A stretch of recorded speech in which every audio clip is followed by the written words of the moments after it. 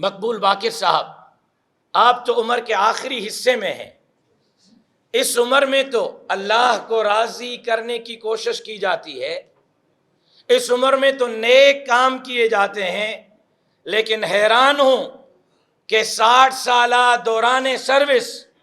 آپ نے جو دعائیں کمائی ہیں وہ 6 مہینے میں بد دعاؤں میں بدلنے کا سوچ بیٹھے ہیں۔ آپ ہمیں مجبور کر رہے ہیں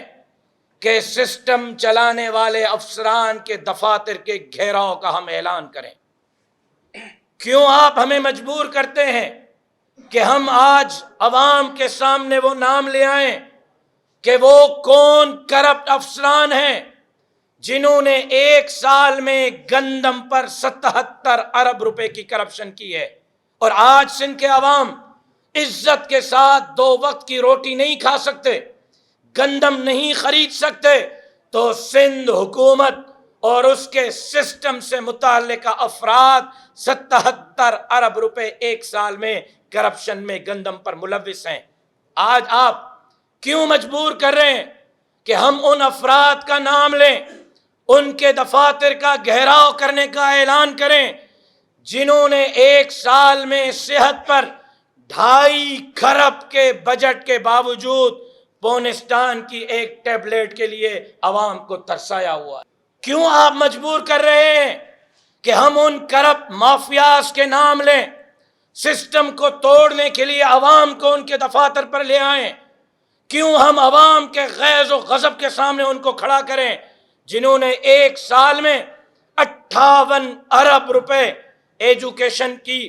بجٹ لی ہے، اور آج بھی سندھ میں 60 لاکھ بچے تعلیم سے محروم ہیں؟ لہٰذا احتساب ہونا چاہیے۔ جمعیت علماء اسلام،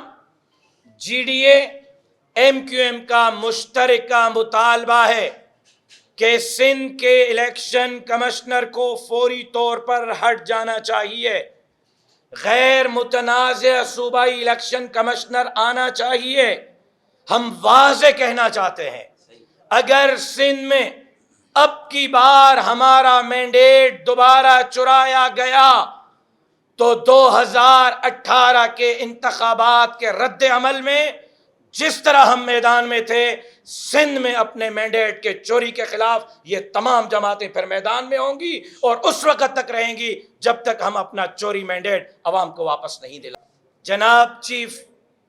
منسٹر سندھ مقبول باقر صاحب، آپ تو عمر کے آخری حصے میں ہیں۔ اس عمر میں تو اللہ کو راضی کرنے کی کوشش کی جاتی ہے، اس عمر میں تو نیک کام کیے جاتے ہیں،